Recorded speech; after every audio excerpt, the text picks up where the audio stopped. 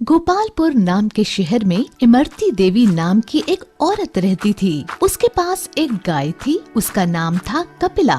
कपिला ढेर सारा दूध देती थी। इमरती देवी के 3 बेटे थे। एक दिन इमरती देवी ने तीनों बेटों को अपने पास बुलाया और कहा, आ गए तुम लोग, आओ आओ बैठो।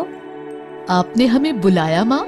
हाँ बेटा, तुम लोग तो जानते हो मैं कपिला को बहुत प्यार करती हूँ। हाँ माँ, बिल्कुल जानते हैं बेटा। जैसा कि तुम सब देख रहे हो, मैं बूढ़ी हो गई हूँ। हाँ माँ, तो बोलो, कुछ कहना चाहती हो? सुनो, अब मेरी तबीयत ठीक नहीं रहती, ना जाने कब यमराज के यहाँ से बुलावा आ जाए। ऐसा मत कहो माँ, आपकी कोई इच्छा हो तो बताओ। वो देखो, कपिला एक अच्छी और दुधारू गाय है। अभी तक हमारे घर का खर्चा इसी के दूध को बेचकर चलता था। मैं चाहती हूँ कि मेरे जाने के बाद भी इसे कोई तकलीफ ना हो। ये ऐसे आदमी के पास रहे जो इसका ख्याल अच्छे से रख सके। हाँ माँ, ठीक है, आप ये गाय हम में से किसी एक को दे दो, वही इसकी देखभाल करेगा। नहीं, एक को क्यों? इस पर सबका बराबर अधिकार है। हाँ, इसे किसी अच्छे किसान को बेचकर मिले हुए पैसे हम सब में बराबर बांट दो। नहीं, मैं इसे नहीं बेचूंगी। फिर क्या करोगी माँ? मैं इसे तुम तीनों में बराबर बांटना चाहती हूँ।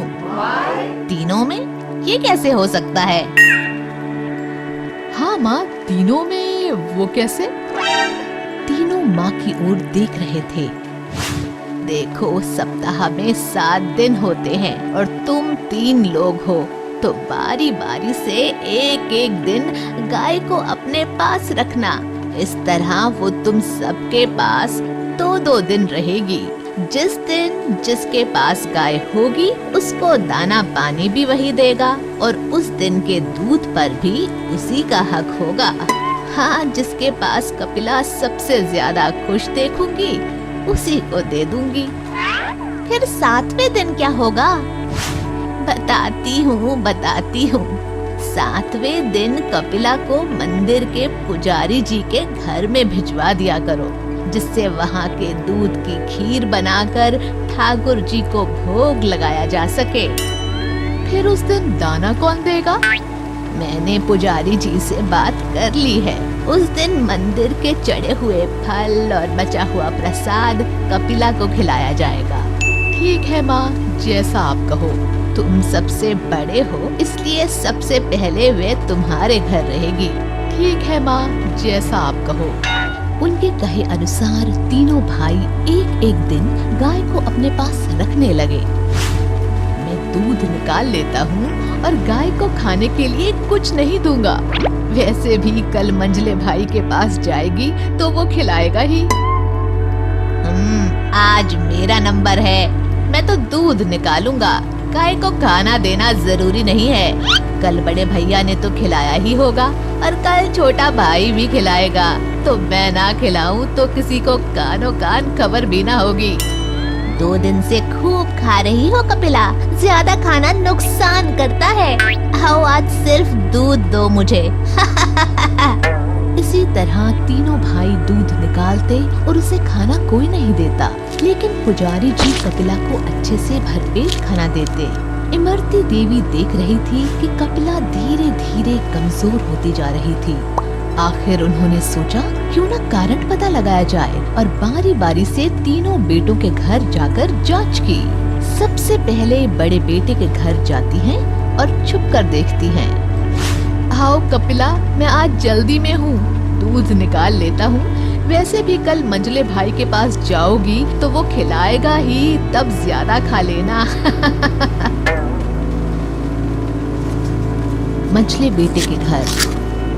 खाना देना ज्यादा जरूरी नहीं है, पर पैसों की बड़ी जरूरत है। आज दूध बेचकर कमाऊंगा। कल बड़े भैया ने तो खिलाया ही होगा और कल छोटा भाई भी खिलाएगा। तो मैं ना खिलाऊं तो किसी को कानो कान खबर भी ना होगी। हमेशा की तरह। छोटे भाई के घर देखती है। 2 दिन से खूब खा रही हो कपिला, ज्यादा खाना नुकसान करता है। आओ आज सिर्फ दूध दो मुझे।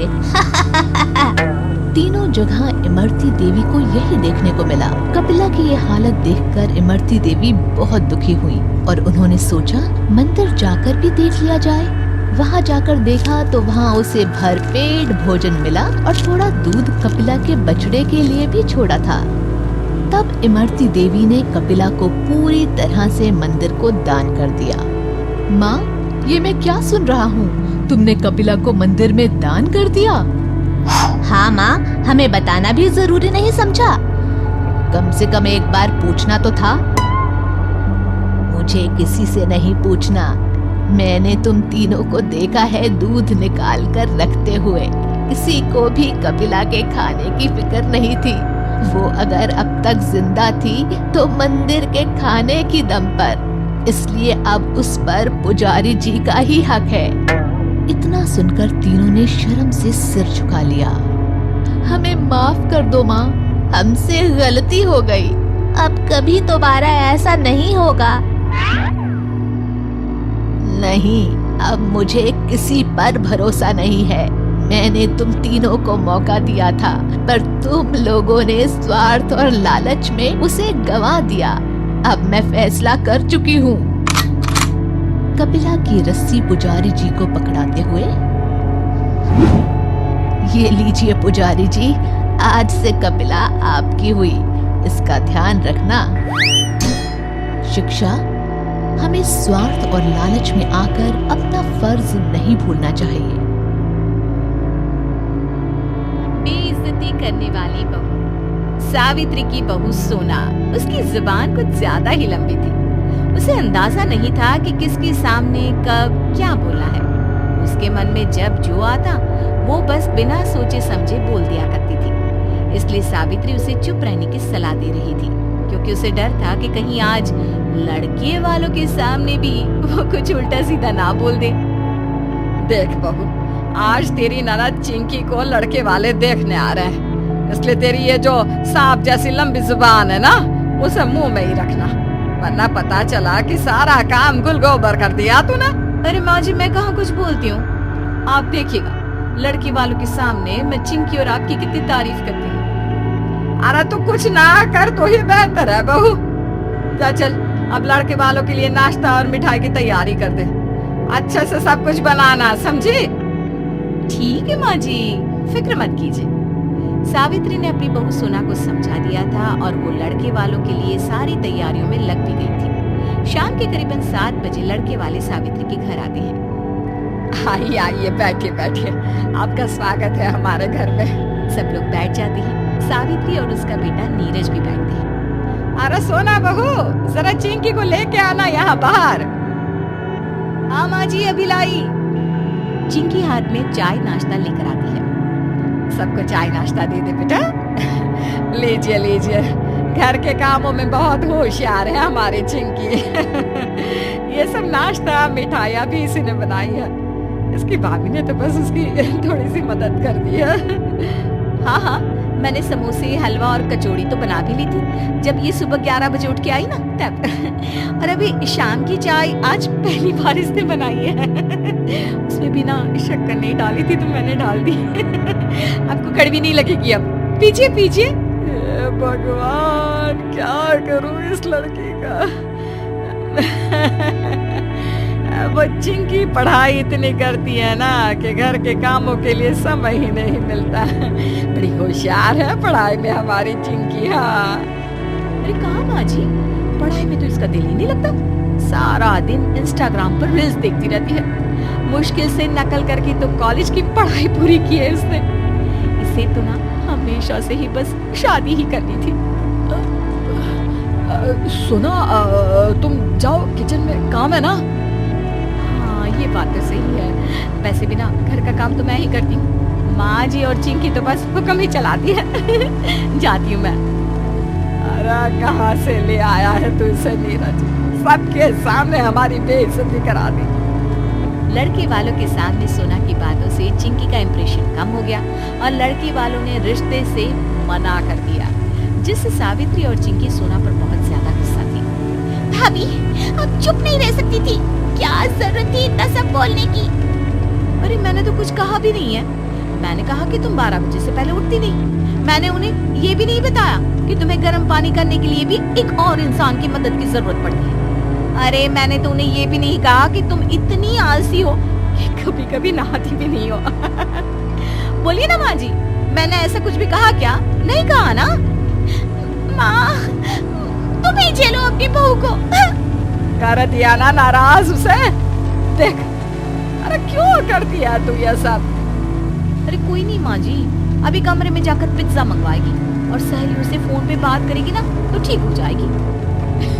भगवान, क्या करूं मैं तेरा। चलिए सब छोड़, शाम को पड़ोस वाली मंगला के घर जाना है। उसको पोता हुआ है तो दोनों चलेंगे, ठीक है? बच्चे को शगुन भी दे आएंगे।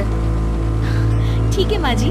शाम को सोना और सावित्री पास वाली मंगला काकी के घर आती है, जहाँ 2 और पड़ोस की औरतें भी खड़ी थी। अरे तुम दोनों भी यहाँ हो? हाँ, हमने सोचा हम भी मंगला को पोती की बधाई दे दें और शगुन भी। अच्छा चलो, अच्छा है, सब साथ में ही आ गए। ला मंगला, जरा मुन्ने को हाथ में दे, देखो तो सही इसका प्यारा सा मुखड़ा। क्या माँ जी, आप ही ना? अभी तो आप कह रही थी कि मुन्ने का चेहरा भी बिल्कुल मंगला काकी की तरह अमावस्या का चांद है। अरे क्या मजाक कर रही है बहू? मैंने कब कहा? बिल्कुल पगली है ये भी, सच में। सावित्री की दोनों पड़ोसन आपस में हंसने लगती है। मंगला, ये ले मुन्ने का शगुन। कितना दिया है शगुन में?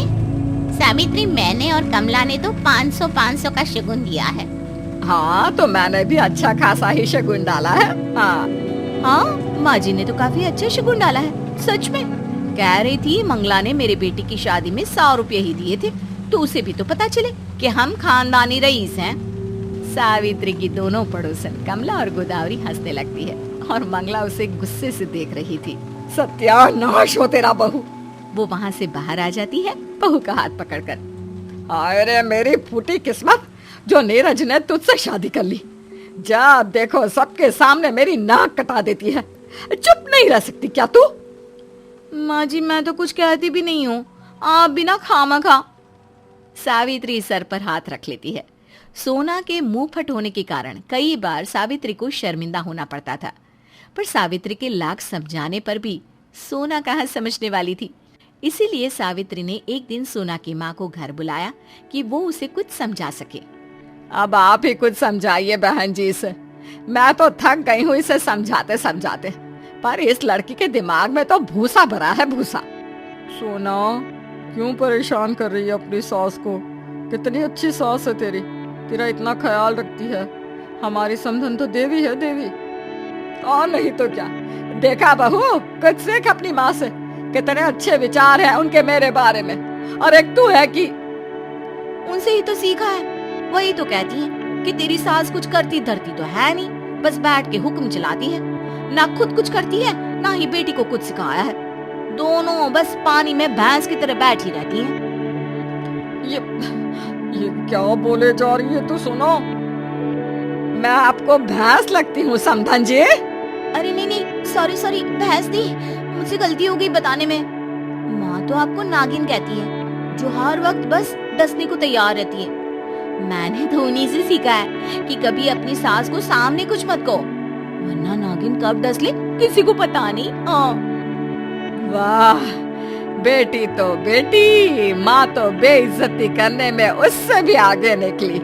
नागिन, दास। और बेवकूफ लड़की, तुझ में सच में दिमाग नहीं, भूसा भरा है, भूसा। समधन जी, मैं चलती हूँ, आप ही संभालिए इसे, ये अब आपके घर की मुसीबत है। और कावेरी वहाँ से भाग जाती है। हे भगवान, मेरे ही गले पड़नी थी ये मुसीबत। अरे मेरी फूटी किस्मत। सावित्री सर पकड़कर रोती है और माँ जी, ये भी आपके मगरमच्छ के आंसू है ना? सोनू।